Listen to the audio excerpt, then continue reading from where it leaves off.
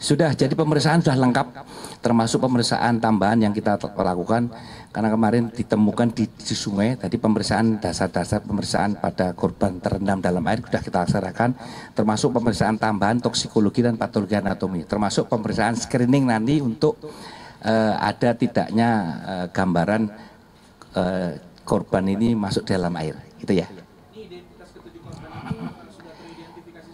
Belum. Jadi kita masih Mr. X 1 sampai 7.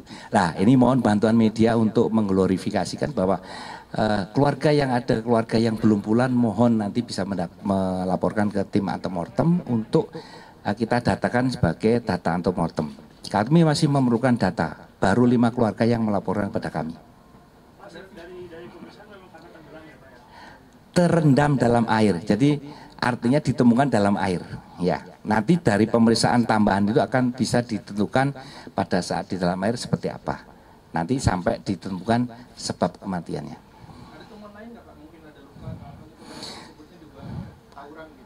Jadi seperti disampaikan kemarin oleh dari Reskrim, tidak ada perlukaan terbuka, itu sudah jelas.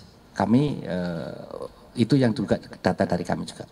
Jadi penyebab kematian belum tentu tenggelam, Pak. Faktanya terendam. Pemeriksaan untuk hari ini kita memastikan sebab kematian. Nah, nanti kita akan sampaikan detail hasilnya nanti. Dari 5 keluarga itu sudah bisa mengidentifikasi 5 korbannya? Kebetulan jenazah kan membusuk lanjut. Yang kemarin disampaikan dokter kami adalah antara 1 sampai 2 hari. Artinya identifikasi secara visual tidak memungkinkan lagi. Artinya kita tetap menggunakan metode primer identifier seperti sidik jari, gigi maupun DNA, dan secondary identifier yang meliputi properti sama tanda-tanda medis.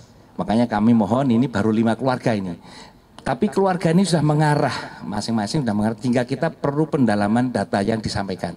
Contohnya seperti tadi disampaikan ada rapot tapi tidak ada sidik jari yang tertempel di rapot tersebut. Kalau ijazah saya kira ada. Kalaupun ijazah nanti juga kalau tintanya blobor, kita juga tim IDAN, kebetulan tim IDAN selalu berdampingan dengan kami. Penyidik dan tim IDAN dari Polres Bekasi Kota selalu berdampingan dengan kami untuk percepatan proses ini. Oh, jadi kondisi jenazah sudah rusak ya, Pak? Membusuk, bukan rusak. Oh, beda ya? Ya. Berapa pembusukannya berapa persen sampai harus tidak bisa diidentifikasi lagi, Pak? Kondisinya kemarin disampaikan pada saat pemeriksaan terakhir antara 1 sampai 2 hari. Artinya itu dengan visual tidak memungkinkan lagi. Jadi dari 7 jenazah yang sudah bisa diidentifikasi berapa? Masih perlu pendalaman data-data yang perlu. Belum. Makanya mohon bantuannya, ada keluarga yang belum melaporkan. Dari 7 baru 5 keluarga. Mungkin kalau temennya ada yang bisa memberikan informasi, nggak apa-apa. Nanti, oh Pak itu teman saya, kebetulan dia tinggalnya sama saya. Nggak apa-apa, tapi mohon bantuan media ini. Kisaran anak-anak, ada yang ya belum punya KTP ya, itu seperti itu. Atau, jadi begini, ada dalam MEMBIS itu, EKTP itu kalau tidak muncul, ada 2 kemungkinan. Memang tidak upload data sidik jari, atau memang belum punya EKTP, gitu ya. Nah, dari pemeriksaan itu kurang lebih 14. Kalau KTP pasti di atas 17 ya. Ada yang sudah punya KTP. Ya. Nah, makanya doakan nanti kita malam ini akan tambah speed untuk pemeriksaannya. Tim IDEN bekerja siang malam, termasuk dari Pak Kasat Serse ini dengan timnya. Kami juga di backup dari Polda dan Inafis Mabes, termasuk kami koordinasi dengan tim Pusdokes juga. Kita juga di backup. Pak, yang kelima jenazah itu akan bisa dipulangkan atau menunggu identifikasi? Informasi dari data antemortem sudah mengarah, tetapi perlu pendalaman data yang lebih detail dan lebih akurat. Seperti tadi dikatakan, ijazah yang data sidik jarinya tidak nampak. Tapi sudah mengarah, ketika kita mohon bantuan nanti kalau ada media yang bisa menyampaikan.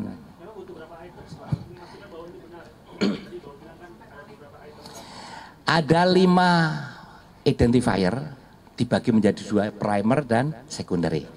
Primer itu 1, gigi, sidik jari dan DNA. Kemudian secondary adalah properti sama catatan medis. Nah, gitu ya. Satu primary, misalkan gigi, ada berobat gigi, ada data gigi, rekam medik, kita cocokkan di jenazah, itu cukup bisa kita rilis.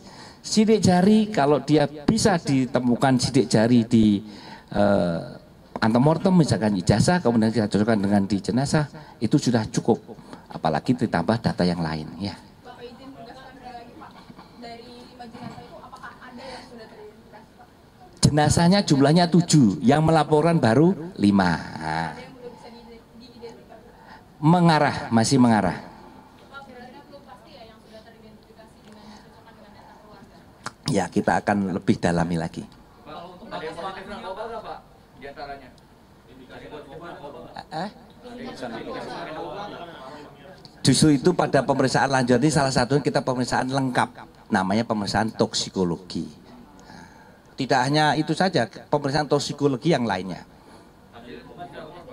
Kan baru hari ini dikirim ke Puslapor.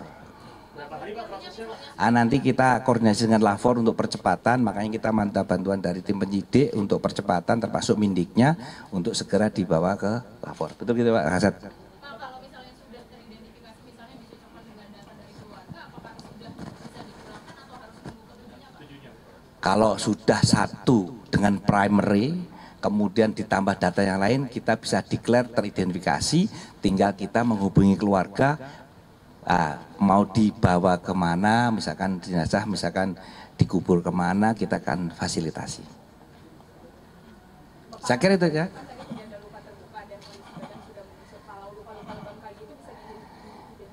Makanya pemeriksaan hari ini memastikan itu. Luka terbuka misalkan iris, bacok, tusuk dan sebagainya.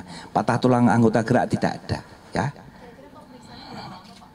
Kalau toksikologi nanti kita akan minta dipercepat. Pemeriksaan DNA itu biasanya Pak 1 minggu bisa, tergantung sampelnya. Nanti kalau misalnya yang melaporkan itu misalnya bapak dan ibu, yang dilaporkan adalah anaknya, itu lebih mudah. Tapi kalau sibling yang melaporkan kakak, adik, itu berarti sibling perlu sampel lebih dari 1 gitu ya.